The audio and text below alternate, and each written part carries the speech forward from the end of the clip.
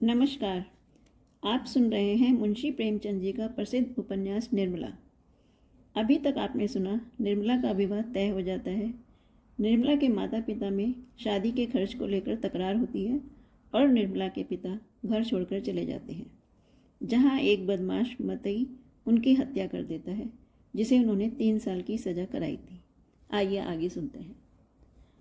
विवाह का विलाप और अनाथों का रोना सुनाकर हम पाठकों का दिल नहीं दुखाएंगे। जिसके ऊपर पड़ती है वह रोता है, विलाप करता है, पछाड़े खाता है। यह कोई नई बात नहीं। हाँ, अगर आप चाहें तो कल्याणी की इस घोर मानसिक यातना का अनुमान कर सकते हैं, जो उसे इस विचार से हो रही थी कि मैं ही अपने प्राणाधार की घातिका हूँ। वे वाक्य जो क्रोध के आवेश में उसके असंयत मुख से निकले थे, अब उसके हृदय को बाणों की तरह छेद रहे थे। अगर पति ने उसकी गोद में कराह कराह कर प्राण त्याग दिए होते तो उसे संतोष होता कि मैंने उनके प्रति अपने कर्तव्य का पालन किया। शोकाकुल हृदय को इससे ज़्यादा सांत्वना और किसी बात से नहीं होती। उसे इस विचार से जितना संतोष होता कि मेरे स्वामी मुझसे प्रसन्न गए, अंतिम समय तक उनके हृदय में मेरा प्रेम बना रहा। कल्याणी को यह संतोष नहीं था। वह सोचती थी, हाँ, मेरी 25 वर्ष की तपस्या निष्फल हो गई। मैं अंत समय अपने प्राणपति के प्रेम से वंचित हो गई। अगर मैंने उन्हें ऐसे कठोर शब्द ना कहे होते तो वे कदापि रात को घर से निकले ही न होते। न जाने उनके मन में क्या क्या विचार आए होंगे। उनके मनोभावों की कल्पना करके और अपने अपराध को बढ़ा बढ़ाकर होठों पर लाती और आठों पहर कुड़ती रहती। जिन बच्चों पर वह प्राण देती थी अब उनकी सूरत से चिढ़ती। इन्हीं के कारण मुझे अपने स्वामी से रार मोल लेनी पड़ी। यही मेरे शत्रु हैं। जहाँ आठों पहर कचहरी सी लगी रहती थी, वहाँ अब खाक उड़ती थी। वह मेला ही उठ गया। जब खिलाने वाला ही न रहा तो खाने वाले कैसे पड़े रहते। धीरे धीरे 1 महीने के अंदर सभी भांजे भतीजे विदा हो गए। जिनका दावा था कि हम पानी की जगह खून बहाने वालों में हैं, वे ऐसा सरपट भागे कि पीछे फिरकर भी न देखा। दुनिया ही दूसरी हो गई। जिन बच्चों को देखकर प्यार करने को जी चाहता था, उनके चेहरे पर अब मक्खियां भिनभिनाती थीं। न जाने वह कांति कहाँ चली गई। शोक का आवेग कम हुआ तो निर्मला के विवाह की समस्या उपस्थित हुई। कुछ लोगों की सलाह हुई कि विवाह इस साल रोक दिया जाए, लेकिन कल्याणी ने कहा, इतनी तैयारियों के बाद विवाह को रोक देने से सब किया धरा मिट्टी में मिल जाएगा और दूसरे साल फिर वही तैयारियां करनी पड़ेंगी, जिसकी कोई आशा भी नहीं थी। विवाह कर देना ही अच्छा है। कुछ लेना देना तो है नहीं। बारातियों की सेवा सत्कार का काफ़ी सामान हो चुका है। विलंब करने में हानि ही हानि है। अतएव महाशय भालचंद्र को शोक सूचना के साथ यह संदेश भी भेज दिया गया।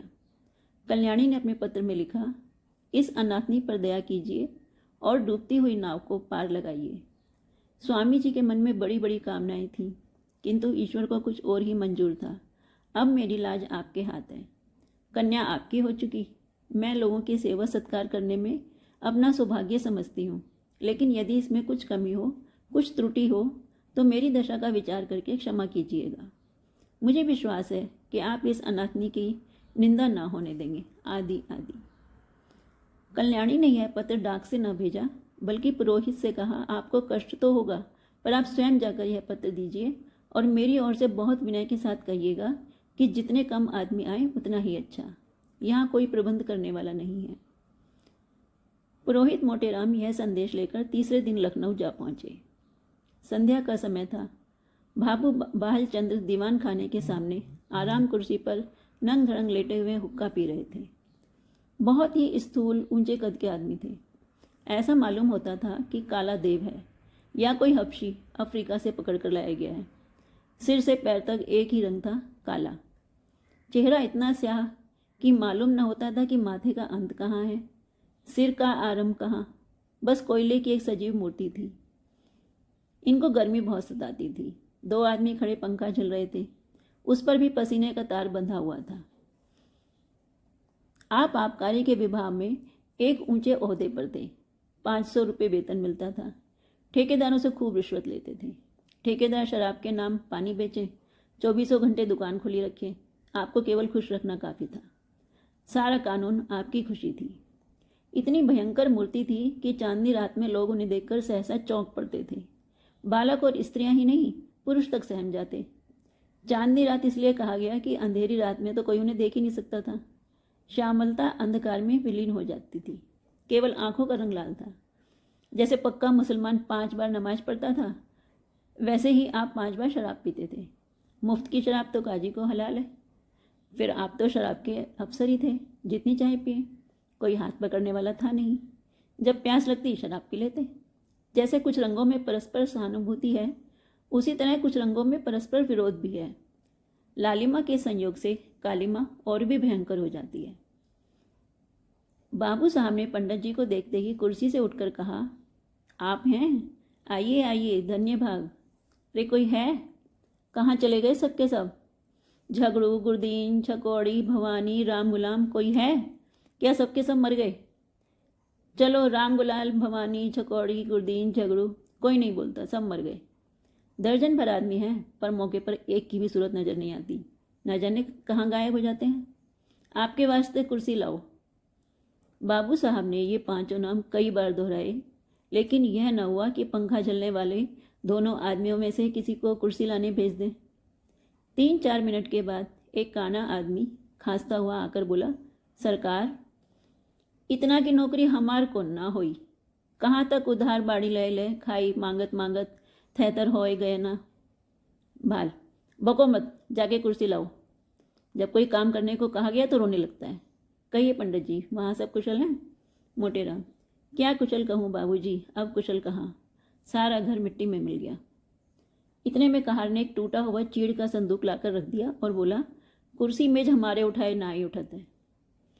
पंडित जी शर्माते हुए डरते डरते से उस पर बैठ गए कि कहीं टूट ना जाए, और कल्याणी का पत्र बाबू साहब के हाथ में रख दिया। भाल, अब और कैसे मिट्टी में मिलेगा? इससे बड़ी और कौन विपत्ति पड़ेगी? बाबू उदय भानुलाल से मेरी पुरानी दोस्ती थी, आदमी नहीं हीरा था। क्या दिल था, क्या हिम्मत थी। मेरा तो जैसे दाहिना हाथ ही कट गया। विश्वास मानिए, जब से खबर सुनी है आंखों में अंधेरा सा छा गया है। खाने बैठता हूँ तो कौर मुंह में नहीं जाता। उनकी सूरत आंखों के सामने खड़ी रहती है। मुंह झूठा करके उठ जाता हूँ। किसी काम में दिल नहीं लगता। भाई के मरने का रंज भी इससे कम ही होता है। आदमी नहीं, हीरा था। मोटी, सरकार, नगर में अब कोई ऐसा रईस रहा नहीं। भाल, मैं खूब जानता हूँ पंडित जी, आप मुझसे क्या कहते हैं। ऐसा आदमी 1-2 लाख में एक ही होता है। जितना मैं उनको जानता था उतना दूसरा कोई नहीं जान सकता। 2 ही 3 बार में मुलाकात में उनका भक्त हो गया था, और मरने दम तक रहूँगा। आप समदिन साहिबा से कह दीजिएगा मुझे दिली रंज है। मोटी, आपसे ऐसी ही आशा थी। आप जैसे सज्जनों के दर्शन दुर्लभ हैं, नहीं तो आज कौन बिना दहेज के पुत्र का विवाह करता है। भाल, महाराज, दहेज की बातचीत ऐसे सत्यवादी पुरुषों से नहीं की जाती। उनसे संबंध हो जाना ही लाख रुपए के बराबर होता है। मैं इसी को अपना अहोभाग्य समझता हूँ। कितनी उदार आत्मा थी। रुपए को तो उन्होंने कुछ समझा ही नहीं, तिनके के बराबर भी परवाह नहीं की। बुरा रिवाज है, बेहद बुरा। मेरा बस चले तो दहेज लेने वालों और देने वालों दोनों को ही गोली मार दूं, और फिर चाहे फांसी ही क्यों ना हो जाए। पूछो, आप लड़के का विवाह करते हैं कि उसे बेचते हैं? अगर आपको लड़के के शादी में दिल खोलकर खर्च करने का अरमान ही है तो शौक से खर्च करो, लेकिन जो कुछ कीजिए अपने बल पर। यह क्या कि कन्या के पिता का गला रेती है। नीचता है, घोर नीचता। मेरा बस चले तो इन पाजियों को गोली मार दूं। मोटे, धन्य हो सरकार, भगवान ने आपको बड़ी बुद्धि दी। यह धर्म का प्रताप है। मालकिन की इच्छा है कि विवाह का मुहूर्त वही रहे, और तो उन्होंने सारी बातें पत्र में लिखी दी हैं। बस अब आप ही उबारें तो हम उबर सकते हैं। इस तरह तो बारात में जितने सज्जन आएंगे उनकी सेवा सत्कार हम करेंगे ही, लेकिन परिस्थिति अब बहुत बदल गई है सरकार। कोई करने धरने वाला नहीं है। बस ऐसी बात कीजिए कि वकील साहब के नाम पर बट्टा ना लगे। भालचंद्र 1 मिनट तक आंखें बंद किए बैठे रहे, फिर एक लंबी सांस खींचकर बोले, ईश्वर को मंजूर ही नहीं था कि यह लक्ष्मी हमारे घर आती, नहीं तो क्या यह वज्र गिरता। सारे मंसूबे खाक में मिल गए। फूला न समाता था कि यह शुभ अवसर निकट आ रहा है, पर क्या जानता था कि ईश्वर के दरबार में कुछ और षड्यंत्र रचा जा रहा है। मरने वाले की याद ही रुलाने के लिए काफ़ी है। उसे देखकर तो जख्म और भी हरा हो जाएगा। उस दशा में न जाने मैं क्या कर बैठूं। इसे गुण समझिए चाहे दोष, कि जिससे मेरी एक बार घनिष्ठता हो गई फिर उसकी याद चित्त से उतरती ही नहीं। नहीं तो खैर इतना ही है कि उनकी सूरत आंखों के सामने नाचती रहती है। लेकिन यदि ये कन्या घर में आ गई तो मेरा जिंदा रहना कठिन हो जाएगा। सच मानिए, रोते रोते मेरी आंखें फूट जाएंगी। जानता हूँ रोना धोना व्यर्थ है, जो मर गया वह लौटकर तो नहीं आ सकता। सब्र करने के सिवा और कोई उपाय भी नहीं है, लेकिन दिल से मजबूर हूँ। उस अनाथ बालिका को देखकर मेरा कलेजा फट जाएगा। मोटेराम: ऐसा न कहिए सरकार, वकील साहब नहीं तो क्या, आप तो हैं। अब आप ही उसके पिता तुल्य हैं। वह अब वकील साहब की कन्या नहीं, आपकी कन्या है। आपके हृदय के भाव तो कोई जानता नहीं। लोग समझेंगे वकील साहब का देहांत हो जाने के कारण आप अपने वचन से फिर गए। इसमें आपकी बदनामी है। चित्त को समझाइए और हंसी खुशी कन्या का पाणी ग्रहण करा लीजिए। हाथी मरे तो 9 लाख का, लाख विपत्ति पड़ी है, लेकिन मालकिन आप लोगों की सेवा सत्कार में कोई बात कमी नहीं उठा रखेंगी। बाबू साहब समझ गए कि पंडित मोटेराम कोरे पोथे की पंडित ही नहीं वरन व्यवहार नीति में भी चतुर हैं। बोले, पंडित जी हलफ से कहता हूँ, मुझे उस लड़की से जितना प्रेम है उतना अपनी लड़की से भी नहीं है। लेकिन जब ईश्वर को ही मंजूर नहीं तो मेरा क्या काम। वह मृत्यु एक प्रकार की अमंगल सूचना है जो विधाता की ओर से हमें मिली है। यह किसी आने वाली मुसीबत की आकाशवाणी है। विधाता स्पष्ट रीति से कह रहा है कि यह विवाह मंगलमय न होगा। ऐसी दशा में आप ही सोचिए, यह संयोग कहाँ तक उचित है। आप तो विद्वान आदमी हैं, सोचिए, जिस काम का आरंभ ही अमंगल से हो उसका अंत अमंगलमय हो सकता है? नहीं, जानबूझकर मक्खी नहीं निकली जाती। समदिन साहब को समझाकर कह दीजिएगा, मैं उनकी आज्ञा पालन करने को तैयार हूँ, लेकिन इसका परिणाम अच्छा ना होगा। स्वार्थ के वश में होकर मैं अपने परम मित्र की संतान के साथ ये अन्याय नहीं कर सकता। इस तर्क ने पंडित जी को निरुत्तर कर दिया।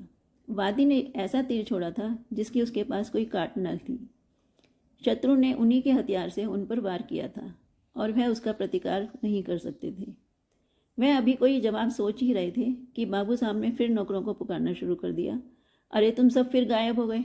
झगड़ू, छकौड़ी, भवानी, गुरदीन, राम, गुलाम, एक भी नहीं बोलता, सबके सब मर गए। पंडित जी के वास्ते पानी वानी की फिक्र है? ना जाने इन सबों को कोई कहाँ तक समझाए, अक्ल तो छू तक नहीं गई। देख रहे हैं कि एक महाशय दूर से थके मांदे चले आ रहे हैं, पर किसी को परवाह ही नहीं है। लाओ पानी वानी रखो। पंडित जी आपके लिए शरबत बनवाऊं या फलाहारी मिठाई मंगवा दूं? मोटे राम जी मिठाइयों के विषय में किसी तरह का बंधन स्वीकार नहीं करते थे। उनका सिद्धांत था कि धृत से सभी वस्तुएं पवित्र हो जाती हैं। रसगुल्ले और बेसन के लड्डू उन्हें बहुत प्रिय थे, पर शरबत से उन्हें रुचि न थी। पानी से पेट भरना उनके नियम के विरुद्ध था। सकुचाते हुए बोले, शरबत पीने की तो मुझे आदत नहीं, मिठाई खा लूँगा। भाल, फलाहारी ना? मोटेराम, इसका मुझे कोई विचार नहीं है। भाल, है तो यही बात, छूतछात सब ढकोसला है, मैं स्वयं नहीं मानता। अरे अभी तक कोई आया नहीं। अब के भी वही बूढ़ा कहार खांसता हुआ आकर खड़ा हो गया और बोला, सरकार मोर तलब है दीन जाए, ऐसी नौकरी मुँह से ना होई। कहाँ लो दौरी दौरत दौरत गौड़ प्यार लागत है। भाल, काम कुछ करो या ना करो पर तलब पहले चाहिए। दिन भर पड़े पड़े खांसा करो, तलब तो तुम्हारी चढ़ रही है। जाकर बाजार से एक आने की ताज़ी मिठाई लेके आओ, दौड़ता हुआ जा। कहार को यह हुक्म देकर बाबू साहब घर में गए और स्त्री से बोले, वहाँ से एक पंडित जी आए हैं, यह खत लाए हैं, जरा पढ़ो तो। पत्नी जी का नाम रंगीली बाई था। गोरे रंग की प्रसन्न मुख महिला थी। रूप और यौवन उनसे विदा हो रहे थे, पर किसी प्रेमी मित्र की भांति मचल मचल कर 30 साल तक जिसके गले लगे रहे उसे छोड़ते नहीं बनता था। वो बैठी पान लगा रही थी। बोली, कह दिया ना कि हमें यहाँ ब्याह करना मंजूर नहीं। बाल, हाँ कह तो दिया, पर मारे संकोच के मुंह से शब्द नहीं निकलते थे। झूठ मूठ का होला करना पड़ा। रंगीली, साफ बात करने में संकोच कैसा? हमारी इच्छा है, करें ना करें, किसी का कुछ लिया तो नहीं है ना। जब दूसरी जगह 10,000 नगद मिल रहे हैं तो वहाँ क्यों ना करें? उनकी लड़की कोई सोने की थोड़ी है। वकील साहब जीते होते तो शर्माते शर्माते 15-20 हज़ार दे मरते। अब वहाँ रखा ही क्या है। भाल, एक दफ़ा जवान देकर मुकर जाना अच्छी बात नहीं। कोई मुख से कुछ कहे ना कहे पर बदनामी हुए बिना नहीं रहती, मगर तुम्हारी जिद से मजबूर हूँ। रंगीली बाई ने पान खाकर खत खोला और पढ़ने लगी। हिंदी का अभ्यास बाबू साहब को तो बिल्कुल नहीं था, और यद्यपि रंगीली बाई भी शायद ही कभी किताब पढ़ती हो, पर खतवत पढ़ लेती थी। पहले ही पाती पढ़कर उनकी आंखें सजल हो गईं और पत्र समाप्त किया तो उनकी आंखों से आंसू बह रहे थे। एक एक शब्द करुणा के रस में डूबा हुआ था, एक एक अक्षर से दीनता टपक रही थी। रंगीली बाई की कठोरता पत्थर की नहीं लाख की थी, जो एक ही आंच से पिघल जाती है। कल्याणी के करुणा तो पादक शब्दों ने उनके स्वार्थ मंडित हृदय को पिघला दिया। रुंधे हुए कंठ से बोली, अभी ब्राह्मण बैठा है ना? भालचंद्र पत्नी के आंसुओं को देख देख कर सूखे जाते थे और अपने ऊपर झल्ला रहे थे कि नहा कि मैंने यह खत इसे दिखाया, इसकी जरूरत ही क्या थी? इतनी बड़ी भूल उनसे कैसे हो गई? संदिग्ध भाव से बोले, शायद बैठा हो, मैंने तो जाने को कह दिया था। रंगीली ने खिड़की से झांक कर देखा। पंडित मोटे राम जी बगुले की तरह ध्यान लगाए बाजार के रास्ते की ओर ताक रहे थे। लालसा में व्यग्र होकर कभी पहलू बदलते, कभी वह पहलू, कभी दूसरा पहलू। एक आने की मिठाई का इंतजार था, उसमें भी यह बिल्व दारुण दशा थी। उन्हें बैठे देखकर रंगीली बाई बोली, है अभी है, जाकर कह दो हम विवाह करेंगे, जरूर करेंगे। बेचारी बड़ी मुश्किल में है। भाल, तुम कभी कभी बच्चों की सी बातें करने लगती हो। अभी उससे कह के आया हूं कि मुझे विवाह करना मंजूर नहीं। एक लंबी चौड़ी भूमिका बांधनी पड़ी। अब जाकर ये संदेश कहूंगा तो वह अपने दिल में क्या कहेगा, जरा सोचो तो। ये शादी विवाह का मामला है, लड़कों का खेल नहीं कि अभी एक बात तय की, अभी पलट गए। भले आदमी की बात ना हुई, दिल लगी हो गई। रंगीली, अच्छा तुम अपने मुंह से ना कहो, उस ब्राह्मण को मेरे पास भेज दो। मैं इस तरह समझा दूंगी कि तुम्हारी बात भी रह जाए और मेरी भी। इससे तो तुम्हें कोई आपत्ति नहीं है? बाल, तुम अपने सिवा सारी दुनिया को नादान समझती हो। तुम कहो या मैं कहूँ, बात तो एक ही है। जो बात तय हो गई वह हो गई, अब मैं उसे फिर से नहीं उठाना चाहता। तुम ही तो बार बार कहती थी ना कि वहाँ ना करूँगी। तुम्हारे ही कारण मुझे अपनी बात खोनी पड़ी और अब तुम फिर रंग बदलती हो। यह तो मेरी छाती पर मूंग दलना है। आखिर तुम्हें कुछ तो मेरे मान अपमान का विचार करना चाहिए। रंगीली, तो मुझे क्या मालूम था कि विधवा की दशा इतनी दीन हो गई है? तुम्ही ने तो कहा था कि उसने पति की सारी संपत्ति छिपा रखी है और अपनी गरीबी का ढोंग रचकर काम निकलवाना चाहती है। एक ही छठी औरत है। तुमने जो कहा वह मैंने मान लिया। भलाई करके बुराई करने में तो लज्जा और संकोच है। अब बुराई करके भलाई करने में कोई संकोच नहीं। अगर तुम हाँ कराए होते तो मैं नहीं करने को कहती, तो तुम्हारा संकोच उचित था। नहीं करने के बाद हाँ करने में तो अपना बड़प्पन ही है। भाल, तुम्हें बड़प्पन मालूम होता है, मुझे तो ये लुच्चापन ही मालूम होता है। फिर तुमने यह कैसे मान लिया कि मैंने वकीलाइन के विषय में जो बात कही थी वह झूठी थी? क्या वह पत्र देखकर? तुम जैसी खुद सरल हो वैसे ही दूसरों को भी सरल समझती हो। रंगीली, इस पत्र में बनावट नहीं मालूम होती। बनावट की बात दिल से चुपती नहीं, इसमें बनावट की गंध अवश्य रहती है। भाल, बनावट की बात तो ऐसी चुपती है कि सच्ची बात उसके सामने बिल्कुल फीकी मालूम होती है। ये किस्से कहानियाँ लिखने वाले, जिनकी किताबें पढ़ पढ़ कर तुम घंटों रोती हो, क्या सच्ची बातें लिखते हैं? सरासर झूठ का तुम्हार बांधते हैं। यह भी एक कला है। रंगीली, क्यों जी, तुम मुझसे भी उड़ते हो, दाई से पेट छुपाते हो। मैं तुम्हारी बातें मान जाती हूँ तो तुम समझते हो इसे चकमा दे दिया, मगर मैं तुम्हारी एक एक नस पहचानती हूँ। तुम अपना ऐब मेरे सिर मढ़कर खुद बेदाग बचना चाहते हो। बोलो, कुछ झूठ कहती हो? जब वकील साहब जीते थे तो तुमने सोचा था कि ठहराव की जरूरत ही क्या है, वे खुद ही जितना उचित समझेंगे देंगे, बल्कि बिना ठहराव के और भी ज़्यादा मिलने की आशा होगी। अब जो वकील साहब का देहांत हो गया तो तरह तरह के हीले हवाले करने लगे। यह भलमनसी नहीं, छोटापन है। इसका इल्ज़ाम भी तुम्हारे सिर है। मैं अब शादी ब्याह के नज़दीक न जाऊंगी। तुम्हारी जैसी इच्छा हो करो। ढोंगी आदमियों से मुझे चिढ़ है। जो बात करो सफाई से करो, बुरा हो या अच्छा। हाथी के दांत खाने की ओर, दिखाने की ओर वाली नीति पर चलना तुम में शोभा नहीं देता। बोलो, अब भी वहाँ शादी करते हो या नहीं? भाल, जब मैं बेईमान, दगाबाज और झूठा ठहरा तो मुझसे पूछना ही क्या, मगर खूब पहचानती हो आदमियों को। क्या कहना है तुम्हारी इस सूझबूझ की? भलैया ले लो। रंगीली, हो बड़े हयादार, जब भी नहीं शर्माते। ईमान से कहो, मैंने बात ताड़ ली कि नहीं? भाल, अजी जाओ, वे दूसरी औरतें होती हैं जो मर्दों को पहचानती हैं। अब तक मैं यही समझता था कि औरतों की दृष्टि बड़ी सूक्ष्म होती है, पर आज ये विश्वास उठ गया और महात्माओं ने औरतों के विषय में जो तत्व की बात कही है उनको मानना ही पड़ेगा। रंगीली, जरा आईने में अपनी सूरत तो देखा, तुम्हें मेरी कसम है, जरा देख लो कितना झेपे हुए हो। सच कहना, कितना झेपा हुआ हूँ? रंगीली, उतना ही जितना कोई भलमानस चोर खुल जाने पर झेपता है। खैर मैं झेपा ही सही, पर शादी वहाँ ना होगी। रंगीली, मेरी बला से जहाँ चाहे करो। और क्यों भुवन से एक बार क्यों नहीं पूछ लेते? अच्छी बात है, उसी पर फैसला रहा। रंगीली, जरा भी इशारा ना करना, अजी मैं उसकी तरफ दापूंगा मेरी। संयोग से ठीक उसी वक्त भुवन मोहन भी आ पहुंचा। ऐसे सुंदर सुडौल बलिष्ठ युवक कॉलेजों में बहुत ही कम देखने में आते हैं। बिल्कुल माँ को पड़ा था, वही गोरा चिट्टा रंग, वही पतले पतले गुलाब की पत्ती से होंठ, वही चौड़ा माथा, बड़ी बड़ी आंखें, डील डोल बाप का सा था। ऊंचा coat, breeches, tie, boot, hat उस पर खूब फब रहे थे। हाथ में एक हॉकी स्टिक थी। चाल में जवानी का गुरूर था, आंखों में आत्मगौरव। रंगीली ने कहा, आज बड़ी देर लगाई तुमने। यह देखो तुम्हारी ससुराल से खत आया है, तुम्हारी सास ने लिखा है। साफ साफ बतला दो, अभी सवेरा है, तुम्हें वहाँ शादी करना मंजूर है या नहीं? भुवन, शादी करनी तो चाहिए अम्मा, पर मैं करूँगा नहीं। क्यों? कहीं ऐसी जगह शादी करवाइए कि खूब रुपए मिले, और ना सही 1 लाख का तो डोल हो। वहाँ अब क्या रखा है? वकील साहब रहे नहीं, बुढ़िया के पास अब होगा क्या? रंगीली, तुम्हें ऐसी बातें मुंह से निकालते शर्म नहीं आती? भुवन, इसमें शर्म की कौन सी बात है? रुपए किसे काटते हैं? 1 लाख रुपए तो लाख जन्म में भी ना जमा कर पाऊंगा।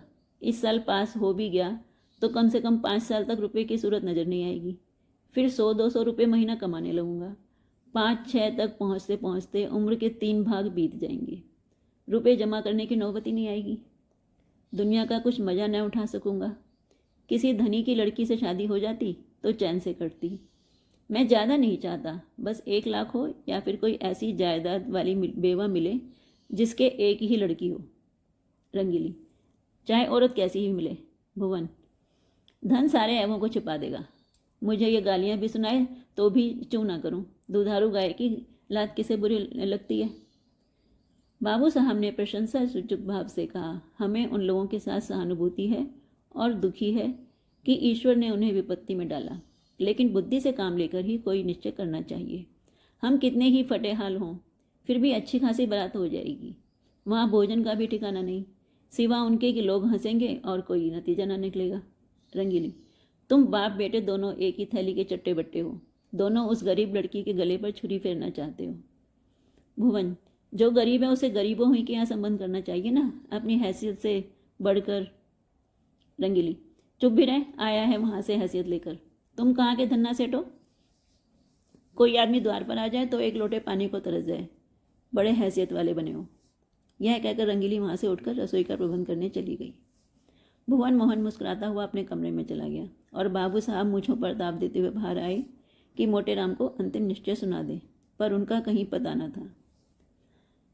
मोटे राम जी कुछ देर तक तो कहार की राह देखते रहे। जब उसके आने में बहुत देर हो गई तो उनसे बैठा ना गया। सोचा यहाँ बैठे बैठे काम न चलेगा, कुछ उद्योग करना चाहिए। भाग्य के भरोसे यहाँ अंडी किए बैठे रहे तो भूखों मर जाएंगे।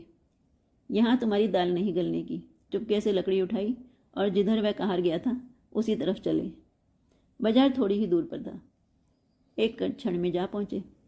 देखा तो बुढ़ा एक हलवाई की दुकान पर बैठा चिलम पी रहा था। उसे देखते ही आपने बड़ी बेतकल्लुफ़ी से कहा, अभी कुछ तैयार नहीं है क्या मेहरा? सरकार वहाँ बैठे बिगड़ रहे हैं कि जाकर सो गया और यह ताड़ी पीने लगा। मैंने कहा, सरकार यह बात नहीं, बुढ़ा आदमी है, आते ही आते तो आएगा। बड़े विचित्र जीव हैं, न जाने इनके यहाँ कैसे नौकर टिकते हैं। कहा, मुझे छोड़कर आज तक दूसरा कोई टिका नहीं और ना टिकेगा। साल भर से तलब नहीं मिली, किसी को तलब नहीं देते। जहाँ किसी ने तलब मांगी लगे डांटने, बेचारा नौकरी छोड़कर भाग जाता है। वे दोनों आदमी जो पंखा जल रहे थे सरकारी नौकर हैं। सरकार से 2 अर्दली मिले हैं ना, इसी में पड़े हुए हैं। मैं भी सोचता हूँ जैसा मेरा ताना बना वैसी मेरी भरनी। इस साल कट गए हैं, साल 2 साल और इसी तरह कट जाएंगे। मोटे राम, तो तुम ही अकेले हो, नाम तो कई कहारों का लेते हैं। कहा, वह सब इन 2-3 महीनों के अंदर आए और छोड़ छोड़ कर चले गए। वह अपना रोब जमाने के लिए उनका नाम जपा करते हैं। कहीं नौकरी दिलाइएगा, चलूँ आपके साथ? मोटेराम: अजी बहुत नौकरी है, कहार तो आजकल ढूंढने नहीं मिलते। तुम तो पुराने आदमी हो, तुम्हारे लिए नौकरी की क्या कमी है। यहाँ कोई ताज़ी चीज़ मुझसे कहने लगे खिचड़ी बनाइएगा या बाटी लगाइएगा। मैंने कह दिया, सरकार बुढ़ा आदमी है, रात को उसे मेरा भोजन बनाने में कष्ट होगा, मैं कुछ बाजार से ही खा लूँगा, इसकी आप चिंता ना करें। बोले, अच्छी बात है, कहार आपको दुकान पर मिलेगा। बोलो साहजी, कुछ तरमाल तैयार है? लड्डू तो ताज़े मालूम होते हैं, तोल दो 1 सेर भर, आ जाऊँ वहीं ऊपर। यह कहकर मोटेराम जी हलवाई की दुकान पर जा बैठे और तरमाल चखने लगे। खूब चक्कर खाया, 2.5-3 सेर चट कर गए। खाते जाते थे और हलवाई की तारीफ करते जाते थे। शाहजी, तुम्हारी दुकान का जैसा नाम सुना था वैसा ही माल पाया। बनारस वाले ऐसे रसगुल्ले नहीं बना पाते। कलाकंद अच्छी बनाते हैं, पर तुम्हारी उनसे बुरी नहीं।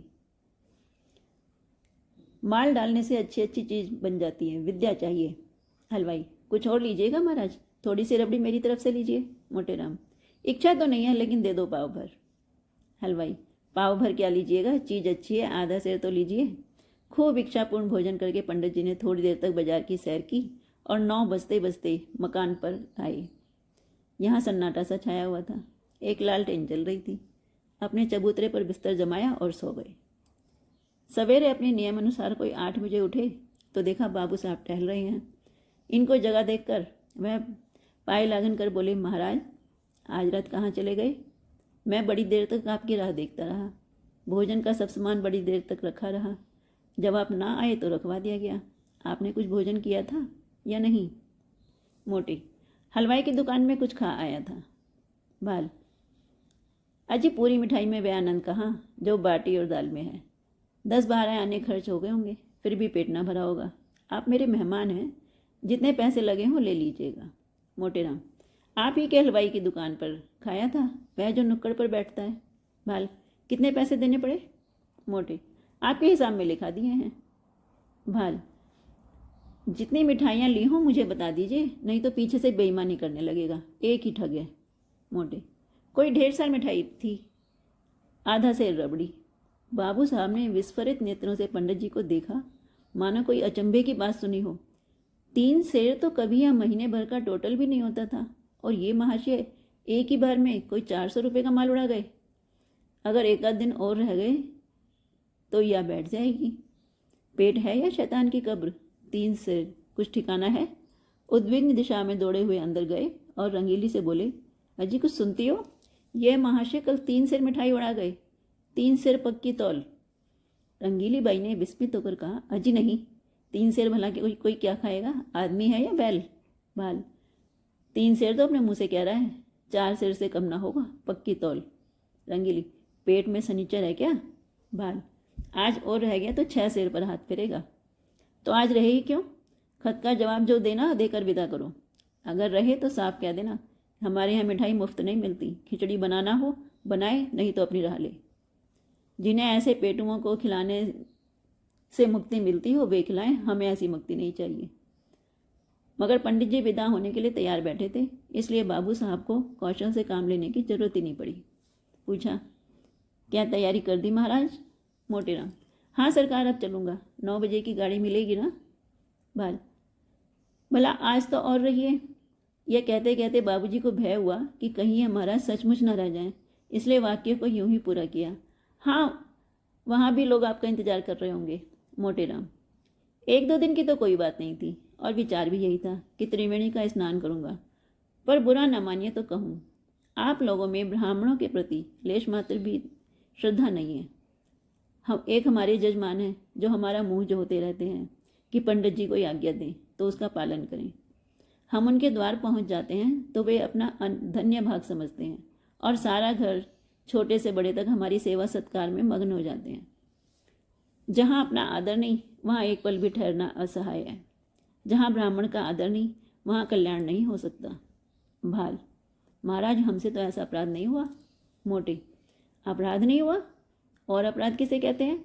अभी आप ही ने घर जाकर कहा कि ये महाशय 3 सेर मिठाई चट कर गए, पक्की तौल। आपने अभी खाने वाले देखे कहाँ हैं? एक बार खिलाइए तो आंखें खुल जाएं। ऐसे ऐसे महान पुरुष पड़े हैं जो पसेरी भर मिठाई खा जाएं और डकार तक ना लें। एक एक मिठाई खाने के लिए हमारी चिरौरी की जाती है, रुपए दिए जाते हैं। हम भिक्षुक ब्राह्मण नहीं हैं जो आपके द्वार पर पड़े रहें। आपका नाम सुनकर आए थे, यह न जानते थे कि यहाँ मेरे भोजन को भी लाले पड़ेंगे। जाइए, भगवान आपका कल्याण करे। बाबू साहब ऐसा झेपे कि मुंह से बात ही न निकली। जिंदगी भर में उन पर कभी ऐसी फटकार न पड़ी थी। बहुत बातें बनाई, आपकी चर्चा न थी, एक दूसरे ही महाशय की बात थी, लेकिन पंडित जी का क्रोध शांत न हुआ। वह सब कुछ सह सकते थे, पर अपने पेट की निंदा नहीं सह सकते थे। औरतों के रूप की निंदा जितनी अप्रिय लगती है, उससे कहीं अधिक अप्रिय पुरुषों को अपने पेट की निंदा लगती है। बाबू साहब मानते तो थे, पर धड़का भी समाया हुआ था कि यह टिक न जाए। कृपणता का पर्दा खुल गया था, अब इसमें संदेह नहीं था। उस पर्दे को ढकना जरूरी था। अपनी कृपणता को छिपाने के लिए उन्होंने कोई बात उठा न रखी, पर होने वाली बात होकर रही। पछता रहे थे कि कहाँ से घर में इनकी बात कहने गया, और कहा भी तो उच्च स्वर से। यह दुष्ट भी कान लगाए सुनता रहा, किंतु अब पछताने से क्या होता है। न जाने किस मनहूस की सूरत देखी थी कि यह विपत्ति हमारे गले पड़ी। अगर इस वक्त यहाँ से रुष्ट होकर चला गया तो वहाँ जाकर बदनाम करेगा और मेरा सारा कौशल खुल जाएगा। अब तो इसका मुंह बंद करना ही पड़ेगा। यह सोच विचार करते हुए वह घर में जाकर रंगीली बाई से बोले, इस दुष्ट ने तुम्हारी सारी बातें सुन ली और रूठ कर जा रहा है। रंगीली, जब तुम जानते थे कि द्वार पर खड़ा है तो धीरे से क्यों नहीं बोले? बाल, विपत्ति आती है तो अकेले नहीं आती। यह क्या जानता था कि वह द्वार पर कान लगाए खड़ा है? रंगीली, ना जाने किसका मुंह देखा था। बाल, वही दुष्ट सामने लेटा हुआ था, जानता तो उधर ताकता ही नहीं। अब तो इसे कुछ ले दे दिलाकर राजी करना पड़ेगा। अरे जाने भी दो, जब तुम्हें वहाँ विवाह ही नहीं करना है तो क्या परवाह, जो चाहे समझे, जो चाहे कहे। भाल, यूँ जानना बचेगी। आओ 10 रुपये विदाई के बहाने दे दूँ, ईश्वर फीस इस मनहूस की सूरत न दिखाए। रंगीली ने बहुत अस्ताते पछताते 10 रुपये निकाले और बाबू साहब ने उन्हें ले जाकर पंडित जी के चरणों में रख दिया। पंडित जी ने दिल में कहा, धत्तेरे की मक्खी चूस, ऐसा रगड़ा कि याद करोगे। तुम समझते होंगे कि 10 रुपये देकर इसे उल्लू बना लूँगा। इस फेर में न रहना, यहाँ हम तुम्हारी नस नस पहचानते हैं। रुपए जेब में रख लिए और आशीर्वाद देकर अपनी राह ली। बाबू साहब बड़ी देर तक खड़े सोच रहे थे। मालूम नहीं अब भी मुझे कृपण ही समझ रहा है या पर्दा ढक गया, कहीं ये रुपए भी तो पानी में नहीं गिर पड़े। धन्यवाद। मिलते हैं आगे अगले अध्याय में आगे की कहानी के साथ।